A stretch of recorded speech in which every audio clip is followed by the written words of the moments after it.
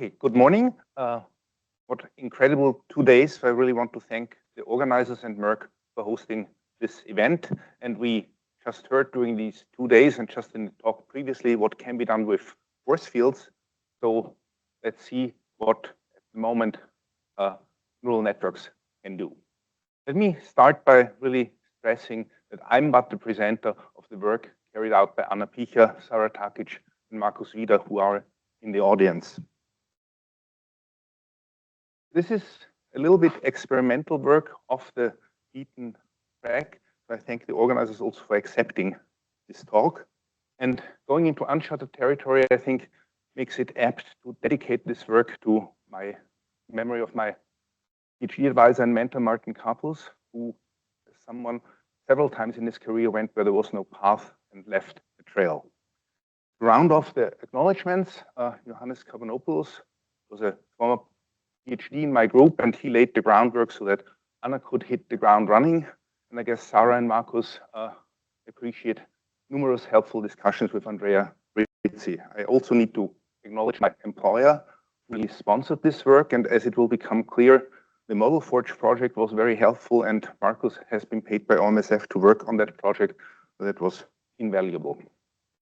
I think given some of the talks, and particularly John's talk, I don't have to advertise neural network potentials.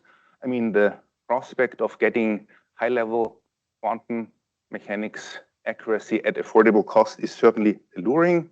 And of course, the question now for this audience, but can it do free energies? That's, of course, an almost stupid rhetorical question, because we certainly know how to do free energy simulations with stuff other than force fields. And looking at QM-MM hybrid Hamiltonians, even if, say, you cannot do this directly or it's too slow, well, then we just walk around, right? I mean, we calculate the free energy difference at the force field level, which we know. We basically have to worry about these two red arrows connecting the levels of theory. And it turns out this is hard. And I spent actually the better part of the last 10 years exploring sort of accurate and robust ways of doing this. All of this was done in collaboration with Lee Woodcock from University of South Florida, and Philip really helped get this started and applied this in earnest in sample competition is somewhere in the room, so acknowledgements here as well. Now then, Markus went off to do a postdoc with John Codera and was sort of exposed to the idea of machine learned potentials, and he brought this back home to Vienna. And then the idea came up where he suggested, well, let's try and do basically some of that stuff going from MM to neural network potentials. That's when Sarah came on board, and sort of this is more a methodological study, and then we applied this down here to really improve or try to improve absolute solvation free energies. Spoiler, didn't really work. Now, I promised direct, and so far this has been indirect, so let me just wrap up this introduction and maybe some might take away lessons. In terms of getting these red arrows right, the problems, challenges, issues are exactly the same going from MM to QM as they are from MM to NNP. So that's on the one hand good because everything we've learned we can apply, but let me tell you, as someone who has worked on this, the red arrows really are hard. And so that's maybe the allure of trying to do it directly. Something specific about neural network potentials, I don't think the mechanical embedding, so basically what we currently get corresponds to mechanical embedding in quantum QM-MM is not going to be enough. So what to do next? There are definitely multiple efforts to go to a better embedding. So my colleague in Vienna is Chris Ostenbrink is doing this burn. We had a poster on EMLE, and I think this QDPi, which was mentioned yesterday in the EMBER context, does also some electrostatic embedding. I'm adopting a wait and see attitude here and wait for the winner to emerge. I guess the other alternative is to go all NNP, or at least try to work out the methods at the moment. And to be clear and avoid misunderstandings, we are a very small team with very limited resources. So we have to take as much as we can get from the outside. So all of this work has been done in the OpenMM ML framework. So a big thank you to Peter Eastman for making this possible. And we can only use pre-trained transferable models. So we don't do any training on our own. With this, should also say, since Marcus infected me with this idea to try this out, we started out running just boxes of water with machine learned potentials, not even thinking at that point about going to free energies, and immediately noticed, well, very strange things can happen. And so this, in a sense, ended up in Anna's desk to sort of try to see, can we actually reproduce condensed phase properties from models that have mostly been trained on single molecule properties. So I hope if you didn't have a chance to see a poster, so this slide, which is probably difficult to read, it's in our preprint. And the important point is, I mean, if things were perfect, all these dots, triangles, etc., should be on the black dashed line, 45-degree lines. So say heat capacity, nothing really works. But for heat of vaporization and density, definitely I'd argue the blue circles are best, and that's the force field. Tip 3, sorry, John, and charm CGNFF for 5 organic solutes. And all the neural networks that we tested, any maze of small, maze of medium, have one or more bad outliers. So this is from Anna's poster. Same pattern emerges for diffusion coefficients. I mean, overall, force field is not perfect, but it's at least always within the same order of magnitude. And this slowed down diffusion of any water by a factor of 1,000, this will go to bite us in about 2 slides. And now I'm showing something which we don't have on the poster, we don't have in the preprint, but OpenMM ML also would provide a coupling to TensorNet, trained by Peter Eastman, and that's then called this nutmeg family of models. In the publication, Peter definitely warns, don't use it for condensed properties because the RDF is looking funky.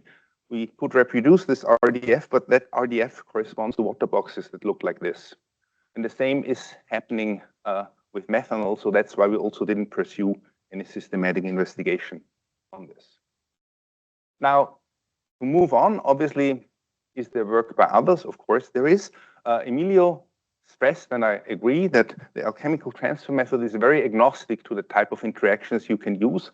So this one reference, that's mechanical embedding MM to NNP, but if there would be some electrostatic embedding or some all MLP, there is no reason why it shouldn't work. So these are 3 publications I'm aware of where people, so this is the one that already was shown, Daniel Ho showed this on the first day, I think, where a specific neural network has been modified to permit some sort of alchemy. And if you're not on this slide, please let me know, and I apologize in advance for the oversight. Now, given the not too great performance on condensed phase properties, I think we really should start to see whether we can get absolute solvation-free energies, right? And this is not the best application for ATM. And as I already said, these are sort of custom modifications of a particular network. So the ideas are general, but if I want to take that idea and apply it to a different network, I will have to go into the innards of that neural network, which maybe is not the easiest to do. And so let's explore whether we maybe can do this with a little bit less pain. So this is from, well, that's a different presentation from Sarah's poster. I want to focus, I'm showing this to get to one very specific aspect that was the key for everything to follow. So she is basically trying to get free energy differences between tautomer pairs in water, and she does this by this hybrid solute where both tautomeric hydrogens are present simultaneously. We evaluate the energy of the full system. It's expensive twice. In one case, this hydrogen is hidden from the neural network. In the other one, the other hydrogen. And we mix this quite simply according to lambda. And we use chaperoning potentials, restraints, to make sure that none of these hydrogens are flying away. So far, so good. Since NE is computationally fast, that's what we used first. Sarah started this right after last year's conference in Leiden. By early summer, she had first results, and this thing didn't converge. By not converge, I mean, if we repeat this free energy calculation 3, 4, 5 times, results will spread over 2, 3, 4 kcal per mole with a protocol that should be completely adequate. Now, I take the brown bag because it took me way too long, and I don't know how many things I had Sarah try to get this to work better. But if you have a water whose motion is by a factor 1,000 too slow, I mean, you're simulating in honey or something like this, then nanosecond simulations won't cut it. We would probably need microsecond simulations per state to get this to work. But now there is a quote, dirty secret. We also chose any because any interface has a nice little tweak where we basically tell it ignore that atom or ignore that atom, even several atoms. So that was exactly what we needed, and so we could get started easily. And now we wanted to go to MACE. It doesn't offer that feature. And now the interaction with the ModelForge project was very useful because for unrelated reasons, both our team and the ModelForge people at around that point in early fall started to worry about some performance issues with neural network potentials in general. And a suspect was the neighbor list. That was not the problem, but it brought to my or our attention that neighbor list plays a central role in any neural network at the moment. So we know neighbor lists from force fields, right? Basically, this list of atom pairs are all the atoms that sort of within that red, the cutoff radius of that atom D. But for NNPs, you need more information, in particular the distances. And this is, I would argue, the human readable input from which the neural network then constructs its internal representation of the atomic environment. That's where the networks, the architectures differ, but all of them take input of that form. And now if you think this through, let's scratch out these entries, then the neural network doesn't see atom D, and we have exactly the masking that we needed. And this was, so Marcus and Sarah implemented this, and then basically Sarah could get on getting MACE results. But then we thought, well, wait a second, if this is so important, can we get more out of this neighbor list? And I think at some point Marcus in the fall said, well, can't we monkey with the distances? This is what, I mean, the idea being this. So what if we, for these interactions between D and water atoms, what if we add some lambda-dependent fraction of the cutoff radius? So at lambda equals 0, that's 0, so that's we get native distances. At lambda equals 1, we in this representation we just add the cutoff radius, and so ultimately these things will fall out of the neural network. They will be ignored. So actually, I'm keeping this vague. We have several aspects, and this is something we have to investigate further what would be best here, but that's the principal idea. So I then convinced Marcus, yes, we should actually try this out, because it eventually dawned on me that this is known as the going to the fourth dimension, an alternative to soft cores, sometimes also used in the force field world. So we implemented this and got first results, which were, well, iffy. I mean, let me maybe stress, if we keep the interactions intramolecularly intact, then we really decouple, in, I guess, our terminology. And since we can decouple, we can go to solvation-free energies. But given these sketchy results, not really knowing how good or bad the numbers we would be in comparison with the experiment, how do we validate? And I think now we are alchemists, right? So HELP is only a thermodynamic cycle away. And by that time, Sarah had solid results for various tautomer pairs in aqueous solution. That's what she needs. But adding this in the gas phase is trivial. And now, with some trepidation, we took these systems and calculated absolute solvation-free energies. And then we added them up. And I was and we all were very relieved these cycles close. And that didn't even take that long. And I should also say, the other thing I like is that the error bars, these are just estimated from 3 to 5 repeats, are exactly on the order of magnitude that I would expect for force field calculations using analogous protocols. So they're relatively short, but that's in order. So I think at that point we had convinced ourselves that this is about working. And now Anna has been filling in some first numbers here. And actually the small model from MACE, so for those who don't have repeats yet, the small MACE models are actually not too bad compared to experiment, but MACE medium, and that's in disagreement with one of the numbers Daniel is getting, seem to be shifted 2 to 3 kcal per mole to hydrophobic. But at least, for example, if you look whatever ethane to methanol gives you approximately the right number, and ethanol is a little bit less hydrophilic than methanol. So it doesn't seem to be completely wrong. So that's where we stand. We have submitted a preprint, which really is a preprint that needs to be improved drastically over the next weeks, in particular, make this list longer. The technical issue I alluded, if you take the energy differences as you get them out and try to use MBAR, at least the PyMBAR implementation, PyMBAR chokes on you. So we know somewhat what's going on, but it's still unsatisfying. So all the numbers I've shown you, we're using the plain bar estimator between neighboring states and then summing up. That works fine.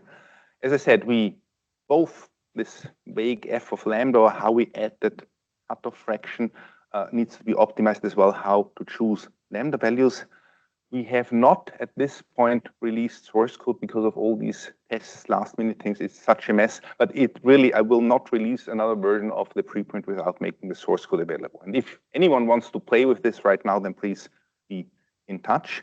Speaking of how are we doing, this is implemented on top of the OpenMM MACE interface, basically taking out everything that's neighbor list related and sort of monkeying with this. Where we want to go with this is to take something like ModelForge, which basically is one framework supporting multiple NNPs with exactly one neighbor list implementation. If we monkey with that implementation, we can do this for any of the supported networks.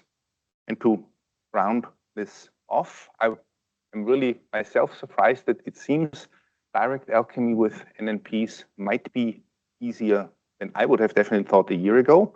I think the big issue is to how can we train these networks to better reproduce condensed phase properties, and maybe that's a call to the community to think about this in the medium or long-term run. I should maybe last comment, I think at the moment, the next generation of NNPs definitely will have some long-range terms corrections, both electrostatics, possibly dispersion corrections. As far as alchemy is concerned, I'm not worried because this is what we know how to do, right? With this, I want to thank Sarah, Anna, and Markus again, and thank you for your attention.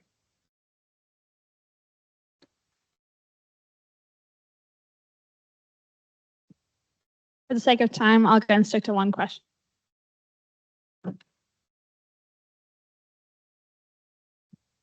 No, I cannot, because at the moment those don't have charge. If they had charge, that's the first quantity I would be looking at.